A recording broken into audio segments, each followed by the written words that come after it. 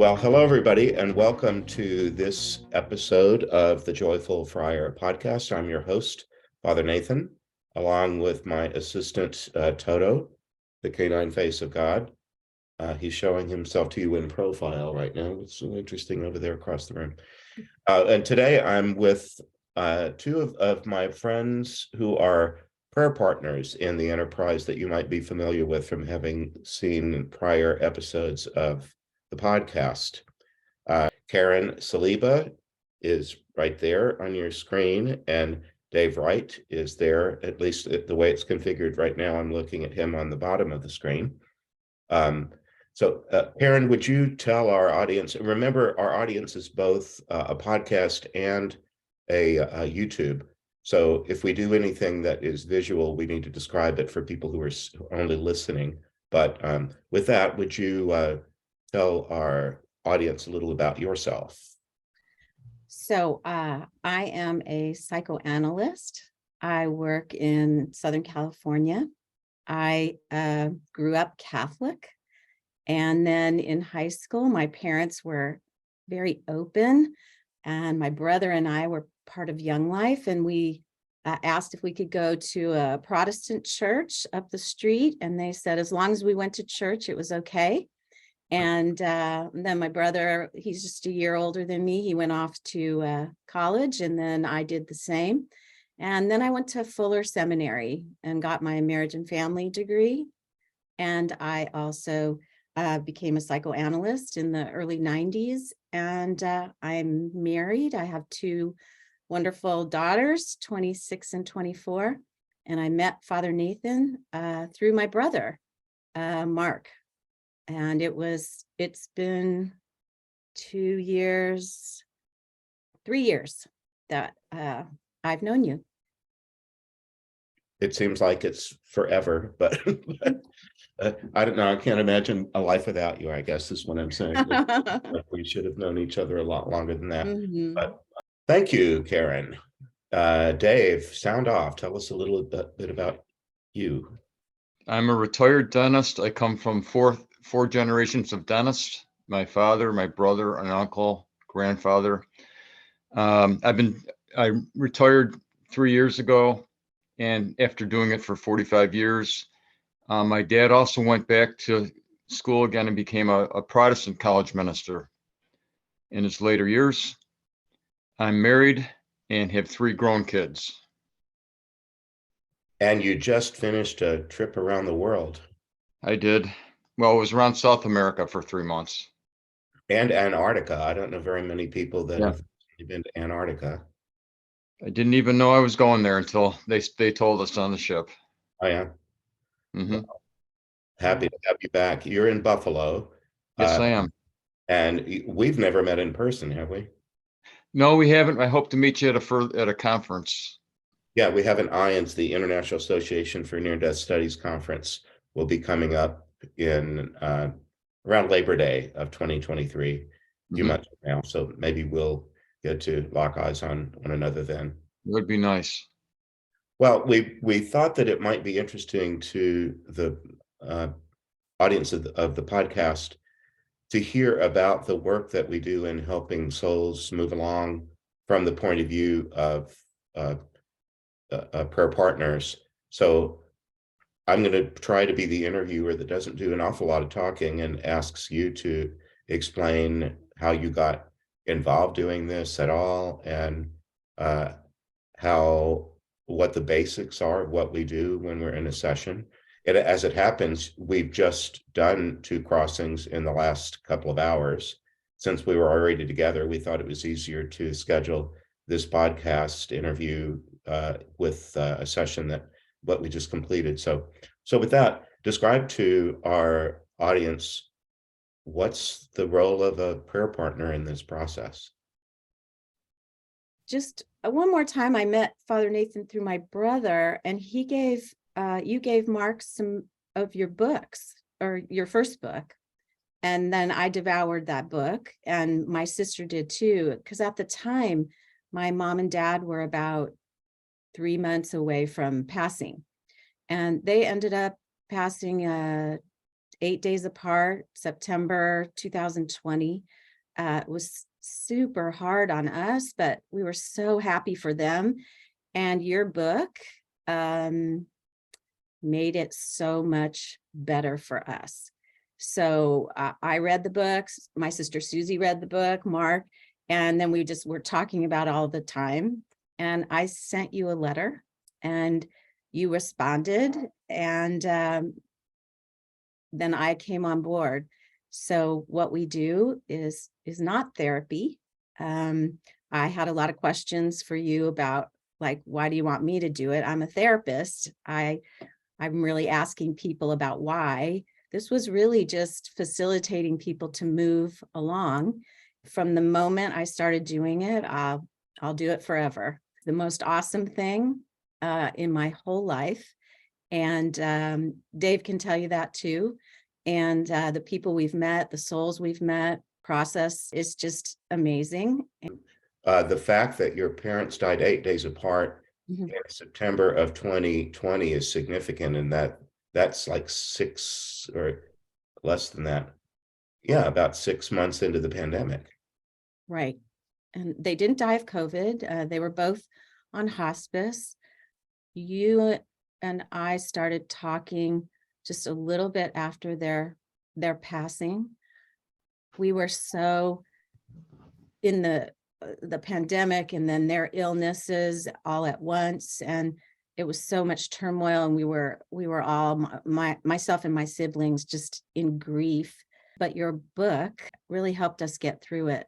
There was a piece about their passing. My parents met when they were 15. They fell in love at 15. They died at 87. We knew they wanted to be together, and we're together, and have since shown up and not talked to us, but talked through somebody else. So yeah, the work's been amazing. Sweet. Well, thanks for adding that note, because as soon as you said September 2020, I had forgotten that detail. Yeah. But those are epic times for lots of reasons, but death and grief were very much more complex because of things that the pandemic brought us. Okay, Dave. Well, the way it works is when the souls die, not everybody transitions 100%. Some of them kind of get stuck, and they come to Nathan in dreams. Maybe about once a week he has a dream with them, and he records the dreams. We get together on a Zoom, all three of us. Now there's another, Kim has joined us, so there's 4. Nathan is able to talk by using his voice. They talk to us. At this point, they've been through a whole rehabilitation process on the other side, helping them get through their troubles, and they're at a point where they're ready to pass on. And so we spend anywhere from 20 minutes to 40 minutes talking to them. They tell us the whole thing that happened and what they've been doing over there. And they finally get to a point when they decide, yes, we're ready to go. And then usually we ask, well, who's going to take you over to the other side? And it can be a person, it can be a parade. It's all kinds of ways that they go. And they happily go, and we wave, and that's how we do it. And how did you get started doing this? And why did you say yes to it? It's such an odd thing to do. My mom passed 3 years ago, and I wanted to know where she was. So I read everything I could get my hands on the Afterlife. And I got hooked into a woman that does a podcast called Roberta Grimes. And she's pretty scholarly on the subject. She's been studying it for 50 years. And she had Nathan on a podcast, because I would listen to her podcasts every week. And so I heard him. I said, wow, that is really interesting. And I went out and I bought, at the time he had 3 books, and I bought all 3 books, and I, like Karen, I read them, and I read them again. And then Nathan actually had a course online, and I took his course, and he contacted me asking me if I had any questions or anything. And we talked for a while, and I said I was very interested, and I asked him if there's anything I could do for him. And he said, well, how'd you like to be a prayer partner? And he explained the whole thing to me. And I did it, and I've been doing it for about a year and a half. And like Karen, I love doing it every week, and I can't see me ever stopping doing it. It was a very easy fit, I think. You were already assisting in this way, right? And Dave came on, and what I like to call a ride along. Mhm. Have a person come. Do you remember the first of these that you were a part of, Dave? Well, I just remember in the beginning, I was new at it, and I was very nervous about it because Karen's a pro at it, and I was just a beginner. Yeah. So I was worried that I may not fit in, but shortly after I calmed down, and it got easier and easier, and it's much easier now. I do all the transcriptions. We record our sessions on an app on my phone, and as soon as we're finished, I just hit a button and it moves through this app, and I get a Word document with every last word we said or that was said by the person that we were helping. And then I go through it and edit out all of the stammers, the ums and ahs and incomplete sentences, anything that's annoying to read. I kind of relive them in the course of doing those transcripts. And it might surprise people that the prayer partners have relatively few speaking parts for such a prominent role. Most of it is Nathan and the Spirit speaking through him, and the guides that speak through him. And we occasionally will ask questions and have conversations with them, but not that much, maybe 10%. Yeah. It's like supportive listening, Yes. or gracious listening, as Father Nathan calls it, compassionate listening. And then I'm a little more active than Dave is, just I think in my personality. So I interrupt a little bit more than he does, and he waits and listens. And so we have different personalities. I'll cry a little easier than any of the other people on the Zoom right now. Yeah. But there's room for everybody. Yes. As you know, and people might know this about me, I'm really not a crier. I used to say that my tears could roll down the inside of my cheeks. I just was raised in Texas where big boys don't cry, and I learned that lesson all too well in my childhood. But there's plenty of times when it does choke you up, the stuff that people are moving through, and sometimes it's just the awesomeness, the beauty of their stories. It's the beauty that is really touching. And I don't always cry during the session that we have, but afterwards it'll really get me. And then Dave and I'll talk through if we have anything that feels like it's going to linger, we'll talk through it so that we can move on with our day. Mm-hmm. Yes. Why doesn't this depress you? You're dealing with violent death, or what? Does it scare you, or did it when you first started? I've never been scared. One time, in a prayer time that I was just having, I heard a voice, or I thought that this week's going to be a hard one, and I thought, okay, and then I forgot about it. And then that Friday when we met, it was a really difficult one, and it was a group of people, and then I remembered. So I always feel like the Holy Spirit is with us, no matter what, guiding it, helping us, supporting us, each of our guardian angels. So I've never felt really afraid. I think one kind of lingered on with me afterwards, and then Dave and I ended up talking it through, and then I was fine. With me, it never depresses me. It does the opposite. It gives me joy to help these spirits move on, and that we're doing something. I mean, where in life or anywhere is there always a happy ending? Yes. Yeah. We're never disappointed in this little No, lady, are we? It's no. always a happy ending. It doesn't matter what the awfulness was. Have we had one together? We normally do two back to back. Mm-hmm. We normally schedule 2 hours together, and we might spend the first 10 to 12 minutes just getting reacquainted with what's going on in each of our lives because we're friends. And then we go into the first one, and then we do another one. And normally we're finished in 2 hours time. Mhm. Mm-hmm. Yes. Have we ever been in one where the one that we did was so difficult for us that we didn't do a second one? Have we had that together? Yes, it did happen. Yeah. Remember that one, we were drained on one of them. We said that all we can do is one today. Yeah. Yes. And in the beginning with you, and it was just you and I, Father Nathan, there was one that was just super hard. And yeah, we just did one and we just called it. Yeah. For me, we're being a little cagey in that I only share stories publicly about people's individual movement through this process if we've gotten their permission. And we haven't asked for the permission yet of anybody that the three of us have helped together, have we? No.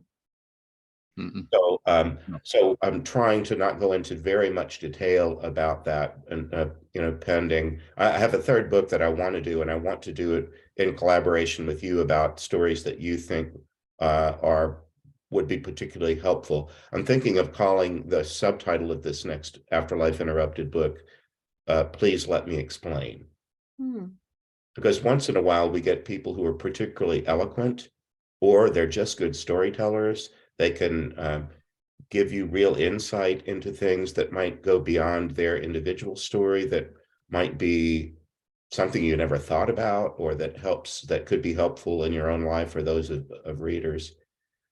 For me, there have been some that involve the Mexican drug cartels, that Yeah. whenever we run across one of those, um, I often don't want to do more than one. I think I might have done maybe 5 of those at all. But the level of cruelty that people don't go out of their way to describe their deaths in ways that shock, but sometimes just giving us the bare facts exposes to some really bad human behavior that once in a while I'll get one of those and just say, that's it for today. Yeah. But I feel like we have each other for support. If it lingered, we could talk, Yes. we Yeah. could reach out and then put it to rest. Uh-huh. Can you think of one, again, without giving away too much detail, that stayed with you, that made you glad you were doing this, that had a sense of joy about it, that was extraordinary, even given the fact that they're all extraordinary? Any that stood out in your mind? Wow, there's so many. I think the one I'll say, and again, I can't say much about it, but it was as sad as it was that amazing on the other side. And I'll just say it was someone who had been assaulted when they were not expecting it from someone they knew. And it was the person just basically shut down and died, but they kept living. Yes. So there was just so much sadness in both of those things. But this person had lost a parent when they were young. And so when the crossing happened, the parent came, and the beauty of this parent, the lighting even was explained. And the words that were spoken, I think I can just say the words. It was just like, we're going to turn the light back on inside you. And that one will forever be with me. And that person will forever be with me. Mm. And is that was a woman, right? Uh-huh. I'm remembering the one, and we're both being cagey about Yeah. that person, but I recall that one very well. And that one is one that could well be put in a book, because she did an extraordinary job of describing a lot of emotion and events in detail. I remember that story. Yeah. Well, the one that I'll talk about now, believe it or not, was one that we did today. And we're not mentioning names or anything, but I'm going to remember this because we really got into some good conversation with this guy, what happened to him, his relationship with his family, with his kids, with his wife, and his job. And so there's like a lot of details that we got into. And I thought that was most interesting, and that had a good effect on me, that we were able to help him and that he was ready to move on. And that one, and he took his life. When we've dealt with suicide, we often wonder after the death of a loved one where they are and how they are and what it was like to leave their body, or can they hear us, or lots of questions like that. But I think suicides leave us with even more questions. And some of them are very painful about, could I have said or done something that might have prevented this? Did I miss a signal or something like that? But I would agree, when we've dealt with suicides and be able to just ask somebody, so tell us what went on.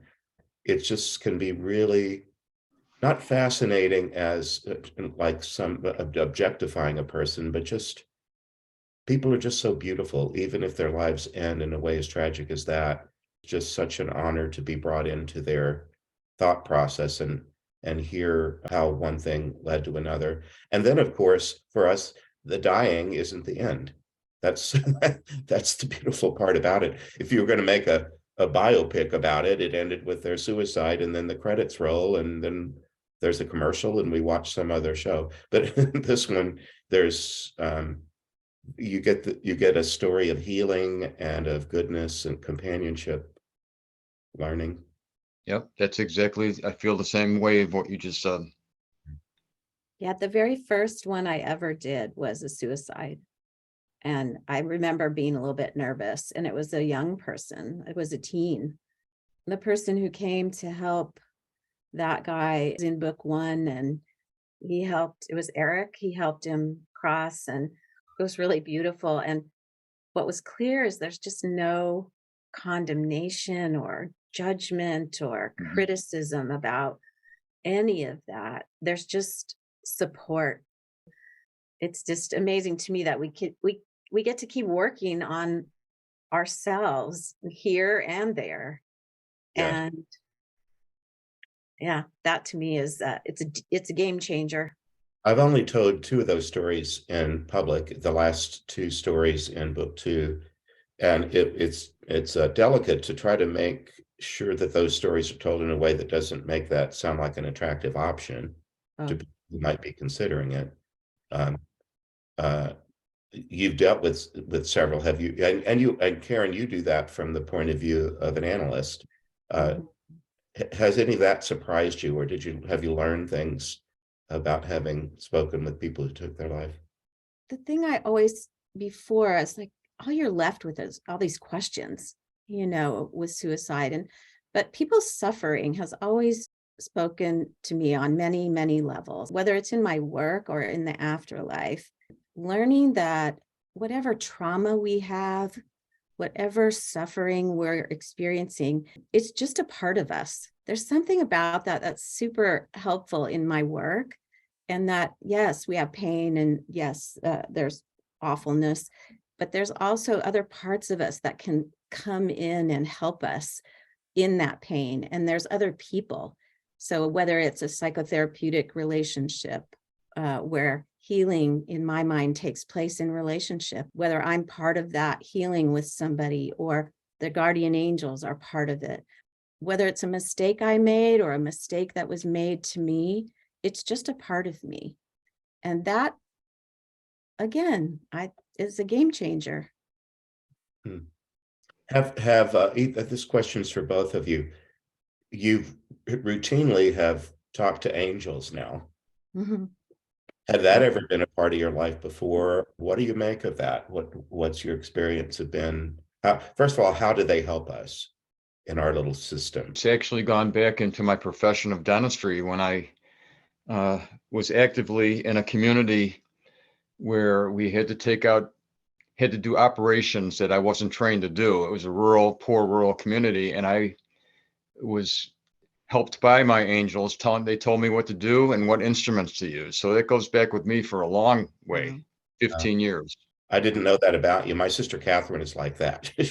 She's she sometimes puts herself in circumstances where she doesn't know natively what to do. She just is a very adventurous person, and I know that sometimes she's done the same thing and said, "I need some guardian angels here right now to show me what to do next." I've had them speak to me for a long time, and it can be also like the Holy Spirit. We say you do get communication, and they do exist, and they do it watch over us. I'm convinced of that. Yes. Mhm. Karen, how about you? You know, I thought of a recent thing that happened. Well, I was raised Catholic, so the saints were always a part of it, but I kind of stopped talking to them. I started up again and talking to the angels. My husband and I were having a go around on something that we kind of keep going around about. And, it got a little tense and a little bit snarky. It didn't end all that well. And he had to go somewhere. And I was just doing some stretching. And I thought, I could use a little help here. I keep getting stuck in this same loop. I know I don't do that much for you guys, but could you help me? 5 minutes later, I was flipping through Facebook trying to numb out a little bit. And I ran past this thing and it said, your capacity to allow people to live a truth completely opposite to yours without shutting off your compassion for them is a reflection of how powerful your love is. And I thought, okay, I'm good. I'm going to move on. I felt helped. All right, sweet. Well, when we're working together, I don't use the word channel to describe myself just because it's sort of radioactive inside my Catholic church, but it just means canal. That's what it translates in Spanish to. And make me a channel of your peace is a prayer of St. Francis. So I don't really think it needs to be something that people need to be alarmed about, but I do allow them to speak through, borrowing my voice, and I believe that's a prophetic gift. But almost always anymore, the story that we've been given has some lack of clarity in it because of the form that it comes in. Dreams, by their nature, can have a kind of quality about them that can be indistinct or kind of archetypal in a way that sometimes we just need more data. They're a little bit more right brain than left sometimes, and we need some info. And so you're very often on the receiving end when one of them comes through, because I'm praying for them to guide us, which is what they're there for. So could you give us a little clarity? Do either of you have experiences of that, talking to the angel that is moving through my voice, that you could share with our audience? If we don't know what it is, we can ask questions, because sometimes the dreams are complicated and we need clarity, and that's what they're there for, to give us clarity. Yes. And they show up every time we ask. They bring the clarity that they can, and then the person shows up after that. So the guardians are super helpful. And the really amazing thing is they'll say it in a way where my beloved, or the one I love. And it's just like the sweetest, most tender. You can feel it, how much the guardian loves the person they're looking out for. Yes. Consistently. Yeah. Nobody in the audience need fear your guardian angel doesn't like you or disapproves of you. They just don't. They love everything about you. They know your entire backstory. So even if you do something that would just make the rest of it disgusted with you, they know the whole story of you in a way that we hardly ever do about one another. And they know every motivation, and they have compassion for every last everything. They really do. Bringing them through is a joy too, and sometimes they can differ a lot in temperament about how matter of fact they are, or how silly, or whatever. Do you have anything to share about that? Can you remember any of them that stand out to you? Oh, I don't know. No. What do you think, Dave? Most of the ones are at the end with a person that helps them cross over. Those are Okay, yeah. all kinds of different personalities, and even famous ones have shown up. Yeah. All right, well, let's move to that. But that moves us to that. So what you're talking about is the end of the process, when normally for us that's about 40 minutes in, wouldn't you say? 35 to 40. We come to a point where we say, well, it feels like it's time for you to move along. Do you know who you'd like to have come for you? Something like that. That's what you're talking about. Yes, exactly. Yeah. All right. So hit us with your best shot. Who's come that stands out in your mind, famous or not famous? No, Judy Garland's come twice since I've been here. Yeah. And then Janis Joplin has come. Twice. Yeah. Einstein came again on my first one. Yes, he's Mario, made an Eric story in book one, but he came a second time. Yeah. Mhm. Okay. Yeah. He Who's was. the other race car guy? Dale Earnhardt. it could have been him instead. He might have Yeah. come twice. Yeah. He's that's come a right. bunch. Anytime there was a Mhm. car thing, he came for a while. He's very active in helping people that died in the crash of Yeah. a car, because that's how he died. His famous thing is, "Hey, darling." Yeah. That's This right. is how he- It says that. We've had Mother Mary a number of times, and we've had Jesus come a couple of times. Yeah. Yep. hmm Jesus made fun of me last time. Oh my God. Yeah. You can't throw that out there without telling a little bit of that story. Well, that story is that I'm a therapist and I have these old habits, right? Oh, I know where this is going, but I'm not. So I go, a lot. And guess what Father Nathan has to do in the translation of that 90 times in a transcript? And I'm just showing my presence by saying, and he's got to type it. Yes, and here's what it looks like: capital M, lowercase m, dash MMM. And then there's a little, it's like a parenthesis. I don't know what you call those things that are parentheses that are pointy and not rounded. And then it says affirmative and another closed thing. Those will appear over and over, and I have to go in, I have to backspace through them. And then I have to pick a word that what would Karen say when she means So Sugar. basically, I was driving you nuts with my and you asked me to stop, and I tried, and I was not totally successful at that, and still I'm not. But I think Jesus came and said, "I just want to say one thing." You're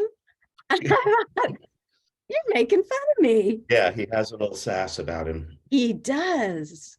Yeah, I was so happy to know that. yeah, he can be fun with people Yeah. that understand that he can be fun and still be the Son of God or the second person of the Trinity or whatever. And said, "I can make fun of you because I love you." And Well, I said, okay. Anybody that's watched The Chosen might have a Mhm. feel for, because the way he's depicted in that series is very much like that. He can poke fun and play with the disciples and his followers and all that, and be, without being the least bit. You used the word snarky earlier. He wouldn't do snark, but it doesn't mean he couldn't do a little poke. A little sass, which is fun. It's always surprising who comes, whether it's somebody's mother or grandmother or somebody famous, or it's always a surprise, but it's always awesome. Yes, and when they're famous, I've explained this to people, and in the books there are famous people in some of those stories, and I've said, how we're kind of used to famous people lending their celebrity to a cause and helping people because their celebrity could somehow raise money or is somebody's esteem. You often see stories of football players or basketball players visiting in a children's hospital or something like that, because just their presence can make another person feel important. So it's not like we're name dropping when we mention that, oh, Janis Joplin was just here, or whatever like that. It's just that we're just reporting what happened. And very often these are just people that have kind hearts. They've all died, and so they've also been through death, and they know a little bit about surviving it and moving on and so on. So sometimes they're just there to boost someone's spirit and give them a ride, take them along from place to place. Yeah. Doesn't have to be a big deal. And they come because they've had similar situations in their lives, so they can empathize Yes. very well. Yeah. And a girlfriend of mine's grandson passed away of a drug overdose, and this was recently.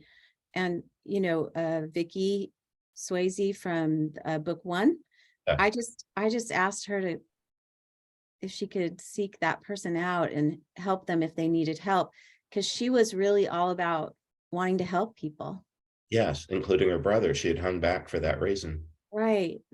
So even things like that, I feel comforted.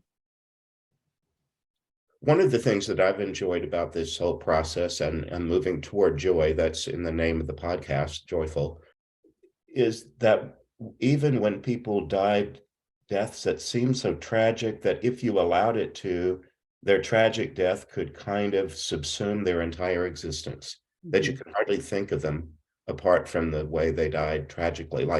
For example, like a John F. Kennedy who gets murdered in public in a way that just changes the course of history, or somebody like Marilyn Monroe who's associated with uh, what they thought was suicide, they died too young. That kind of narrative where somebody's life is cut short, especially as a young person. I just have found it so joyful to hear that. Yeah, well, that's true. That was a really bad day. Wish that hadn't happened or whatever, but it happened, and then they go on and they have another story to tell after that. Sometimes. Yeah, they're liberated by being able to work through it and move on. Well, for me as a Christian and follower of Jesus, and we're nearing the end of Lent and we're moving toward Holy Week and Easter before long. In fact, whenever this is shown, it's probably will have already happened. But Good Friday turns into Easter morning. It really does. That consoles me because I lose loved ones to grief and death and loss. But I really do believe that Good Friday turns into Easter morning. You just have to allow the passage of time to get you there. And in the meanwhile, do something productive. We've seen a few where people did kind of give up on life and just found it so unhappy that they gave up on it. I'm thinking of Wilhelmina in book 2, who, Mhm. but even her afterlife ends up being, joyful now. If somebody's been murdered or harmed by another person, it's amazing how that carries very little weight once they've worked it through. Most of the people, it's sort of like they understand the other side of it and they move on. Yes. So it puts everything in perspective about getting stuck, you know. And I mean, we understand why people get stuck and it's hard to get unstuck, but it's possible. I'm thinking of Claire, the story in book 2, who was murdered in her home by intruders. And Right. uh, I remember her saying that I hope those people, they were probably looking for something, that either money or something that they could sell for money to buy drugs. That was what she thought was the case. And she said, I hope they found what they were looking for, or even better, I hope that they find what would really be best for them. Right. She said something like that. And With no animosity. yes. Hmm. And sometimes, I'm a Catholic priest, and sometimes in the confessional or in confessional counseling, you get insight into people's hearts that's uncommon, where these words might not be spoken elsewhere. But in this forum that we get to share in, sometimes we see um, beauty in unlikely places, the way that people can process how they died in a way that might have been at the hand of another or because of the negligence of someone else, and just somehow rise above it. How have any of the experiences that you've had in doing this changed you, or have they? Yes, just by doing it for a couple of years and reading all these books, and seeing that there is an afterlife and that you do eventually move on, and it's wonderful. I'm just joyful. I'm not worried anymore about dying and that I'm not going to go anyplace. So that's been a big change for me. I'll be honest with you. I used to run a little bit highly anxious and fearful, and I could be kind of hard on myself. I grew up playing competitive tennis and college tennis, and everything was a little bit too intense and a little bit too competitive. The fact that we're eternal and we get to work on ourselves now and then calms everything down for me. And so I have changed a lot because of this. I'm so grateful to Father Nathan and God and all the people that have helped me be better. And I feel every week that we do this, I can get a little bit better. I'm calmed by it. Do each of you have some sort of regular spiritual practice? And if so, how would you describe it in a few words? I'll go first. Mhm. Um, I still read the Bible, and especially the Gospels of Jesus. And my practice is I speak to him every day, and I meditate, and I read everything that I can on about the afterlife. And I go to church on Sundays. That's all that is combined together is my spiritual practice. Okay. And is that a Lutheran church? No, it's United Church of Christ. Okay. All right. I had Lutheran in the back of my mind. A UCC. And then plus I do this. This is part of it too. So that's a fifth thing. Just put it all in one big package. All right. So I do this, which is probably one of the biggest things that I do. Every day I do a meditation and prayer and journaling. Find that super helpful. I do that pray as you go every day. It's just an app on my phone, and it's a Catholic presentation and daily. And I find that very helpful. I'm reading a book called Transforming Trauma right now. It's a kind of psychology, spiritual book. So I try to read. I'm reading the book from the guy that you just had on, Jeff O'Driscoll. I'm reading his book. So I try to read, meditate, and I meet with a spiritual director every week. Oh, And that's been really helpful to me too. excellent. What's some advice that you could share with viewers and listeners about life in general that is deepened or underscored in you as a consequence of doing this work? Live in the present moment and smell the flowers. Right. Don't be distracted. Live life to its fullest in the present moment. So I work with people who suffer, whether it's fear or shame or depression or anxiety. I would say you're not alone ever. And because of that, you are well loved. And it's a promise that you're well loved. To feel helped it's always there for you. So it just changes everything. If you think, I'm not alone in this. Life can be really difficult, but I'm not alone in it. Yes, that's really important. Has doing this work affected your family relationships or close friends? Or are you accepted for it? Do you find that people think of it as odd or not want to talk about it or anything like that? Has it rippled into parts of your life in ways that are good or ill? I've tried to introduce it to my family, not specifically this, but the whole afterlife thing.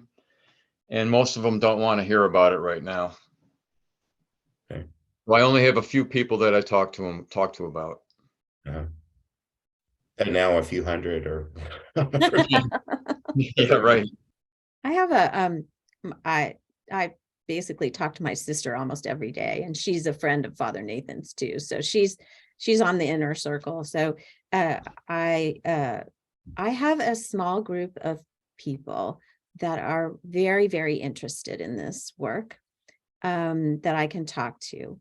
I don't talk about it very much unless people are curious about it. And there's people close to me that are not curious at all. And so I don't talk about it with them. So it is such a good question that you're asking. And it, like Dave, it does set us apart a little bit, but I still feel like, we have each other, and I don't have anybody getting in my way of doing it, which I'm grateful for. So, but it is a little bit outside the box. of course it is.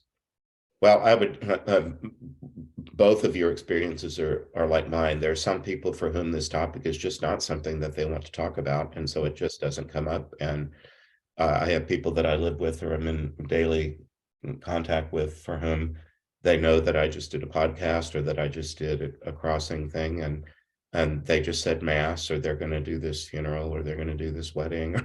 We're priests, and so we're all busy doing church things of one Mhm. kind or another, or we have other interests and stuff. So sometimes it just hardly comes up at all, and some really prefer it to be that way. That and this topic can kind of take all the air out of the room. If you're in some sort of like cocktail party kind of context, and you just say, oh no, just the other day I was just talking to Judy Garland, and Yeah. oh, this suicide. Well, people don't necessarily want to hear about that. It's just strange. So Yeah. that's all right. It's weird because you kind of want to shout it from the mountaintops, Yeah. But you can't, and it's not for everybody. And it's sacred and it's private. It's both. Yes. I think of the disciples, the apostles of Jesus, who spoke to him after he died, and uh, and he told them to go out to all the world and tell the good news. But I think they found, just as you and I have, that sometimes that message is well received and even eagerly received with curiosity and deep interest, and other times rather indifferent, and then maybe even hostile. It can be kind of really all over the board. Although, fortunately for me, I haven't really had much of the hostile at all. I've had mostly a kind interest or a change of subject. Right. Right. Well, one last thing, joyful hope. What helps you to live in joyful hope on a bad day, or maybe in a period of time when joy wouldn't be the first emotion that springs out of you? Yeah, just that the day's gonna end. I can live through that day. It'll end, and when I'll go to sleep, and in the morning it will have disappeared, and I'll be joyful. I try to see Jesus in other people, and I see Jesus and in nature. And so I am addicted to pickleball. I will admit it, and I'm not going to rehab for it. And so being outside and talking to people and playing a game that is super fun and super challenging. I just I'm like living the life and having a good time, and I love my work. And so I just feel like I'm loved and Jesus loves me, and I'm supposed to pass that along, and I'm here to do that. Even if you have to do it limping or on one hip. Uh, I, Sometimes at the beginning, you've had hip problems that are uh, related to pickleball, but that doesn't mean you're not going to play pickleball. oh, no. I was out for 5 months. That was dreadful, but I was still, it's still improving, and I will be limping on that little court for, till I'm 80, whatever. All right. Well, that I like that spirit. Um, and Dave, I'm like you too. On the one hand, yes, your advice to us a few moments ago was to live in the present moment. And sometimes the way to live in the present moment is say, this isn't a very good present moment, but there'll be better ones very soon. But I try to close the book on a day if I can and go to bed early, or find something escapist for the last hour or two before I go to sleep. Something that Right. can take my imagination over the rainbow someplace. It doesn't matter. Yeah. If I'm having a bad day, well, that's what novels and movies are for. Sometimes you can escape, Turn on a baseball game. and it's almost here. Again, I don't know when this episode will air, but we're in the week of opening day. We are. Yeah. Mhm. Right. You're not still going to be an Astros fan, are you? No, I'm going to be a Dodgers fan, and you're going to stop being a Dodgers fan because it's just sucks to be a Dodgers fan. Easy. We both have teams that are good enough to be, in the conversation about who can Mhm. win the World Series and all of that, and that's fun. Mhm. Years and years of following a team that was no good. But Sometimes he wears his shirt just to be a little irksome. yeah, and I don't have one underneath this today, but sometimes I can, just pull this apart and have an Astro logo going on here. But today I'm going to go play golf in a little while, and I don't want to use the Astro stuff until opening day, which is Thursday. All right. All right. Well, my friends, thank you for being a part of the Joyful Friar. You're a delight to work with, and I'm grateful for your presence in my life and grateful for all that I've watched you do in the lives of so many people that you've been called along to help. So God Thank bless you for you. that. Thank Thank you you. so much. And Dave too. Okay, thanks. Thank you, Karen. Right. Well, thanks, everybody. God bless you. I hope you enjoyed this episode of The Joyful Friar. You can visit me at nathan-castle.com. Send me a message by clicking the contact button. If you'd like to support this podcast, you can make a donation by clicking the donate button. See you next time.